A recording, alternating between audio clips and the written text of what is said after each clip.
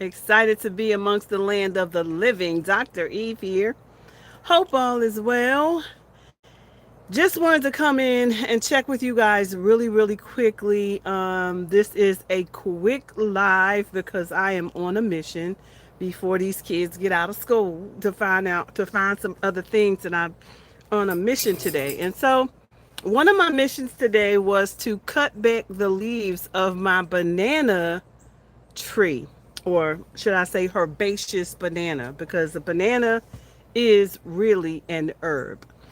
Um, but the other day I was talking to you all about cilantro and its use for removing metals from the body.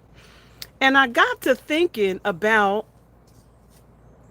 how the banana leaves are used to cook food, right?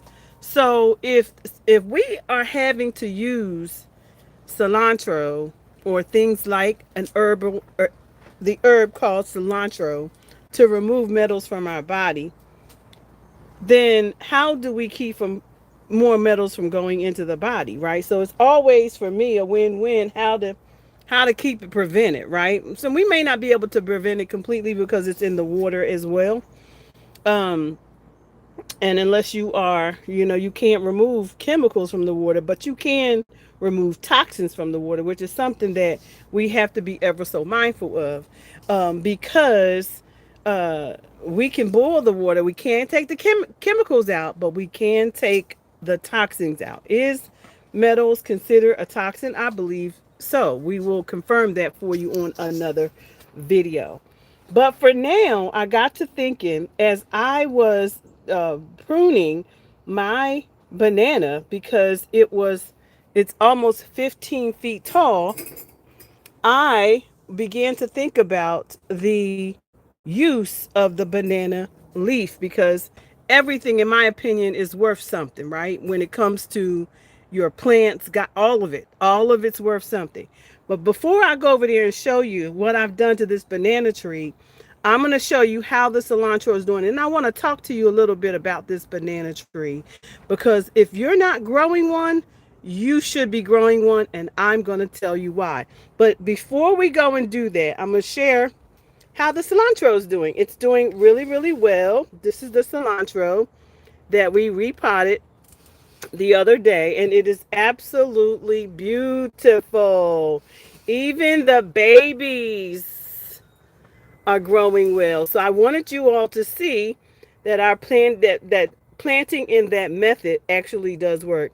Now, walk over here with me to this banana tree. So I have harvested my banana leaves today, and I'm going to tell you what I'm going to do with them next. These are the banana leaves that I harvested from my banana tree. Now let's take a walk over here so I can tell you. We can take a look at the herb itself, because it is not necessarily a tree, it is an herb, right? But the banana, you all, is full of water. So I wanted to talk with you all about that, because many do not know that, but the banana is full of water. So if the banana is full of water, we probably should be growing them. Why? Because water will be a problem. Look at this. I need you to see this. Hold on. I cut these. This is my, let me just step back for a second. This is my banana, right? It's 15 feet at least tall, right? I cut all the leaves from around the base of it because I am getting ready to prepare it for overwintering, right? I live in zone 8, and bananas usually don't survive here in the winter once they're struck by the cold. But this is the mother from 3 years ago. So they do survive, but you have to protect them. And so I am preparing to protect them. So I have stripped the leaves. But as I was stripping the leaves, I began to look at this. Look, pay attention. Look at that. Y'all see all that water? It's full of water. The entire plant is full of water. Okay. So if you were living in the wild somewhere and you needed water, I need you to find the banana. Okay. I need you to find the banana because it's full of water. And as I was cutting these back, and I'm cutting them back because I'm really trying to, I'm looking down on this ground because those copperheads are laying babies right now. So we got to be careful where you step. Um, this is the mama. And so what I'm hoping is that to get this mama to give me some bananas, right? Whether I can eat them or not, I need her to go ahead and fruit because she got 4 or 5 puppies around her. She got one, two, three, four. She had 6 babies, but 2 of them I removed already. But I'm gonna leave these together. So I removed all of the leaves. Look at this. Let me show you again.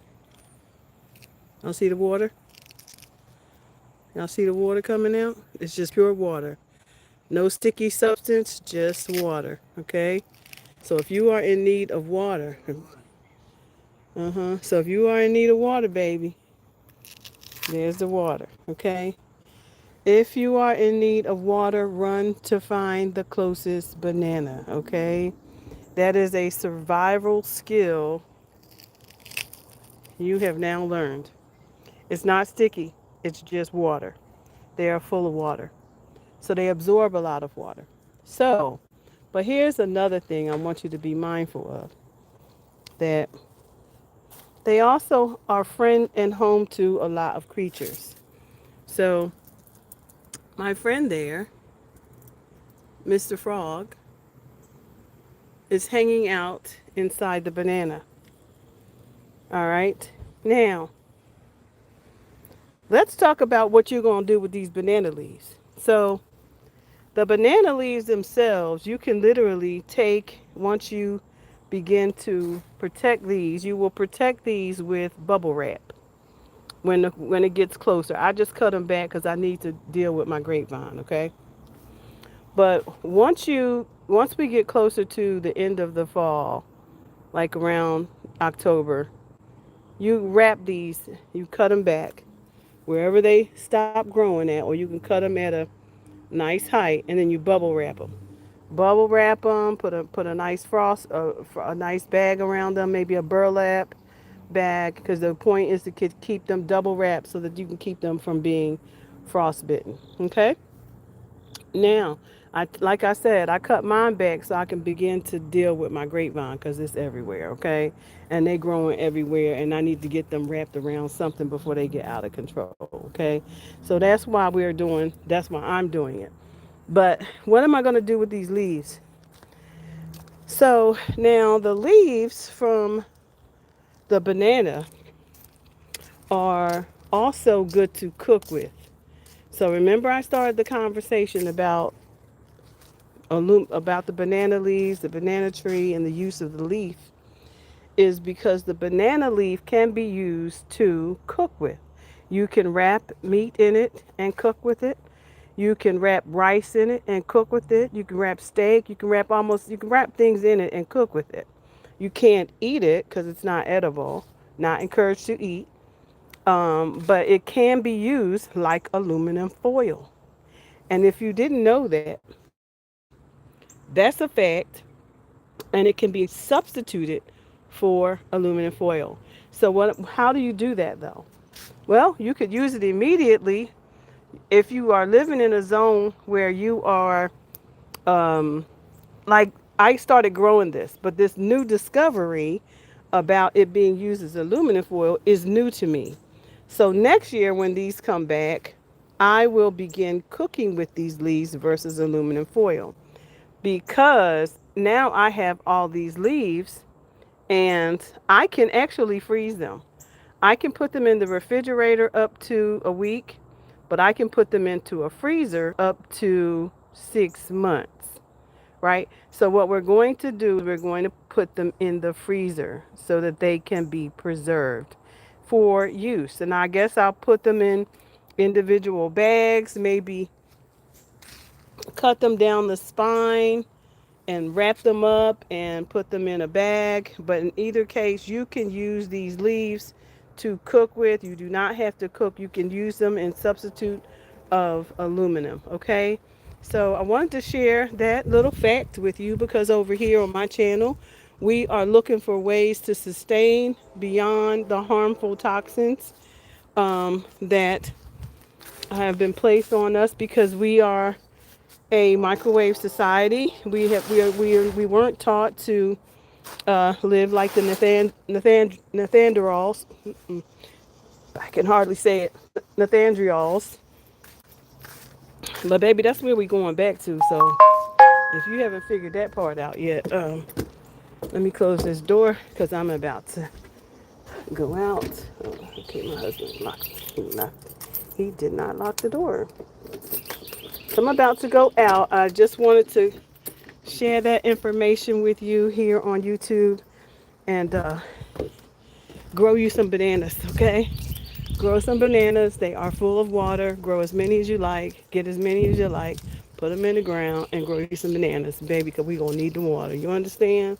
All right. Peace. Love y'all. Bye for now.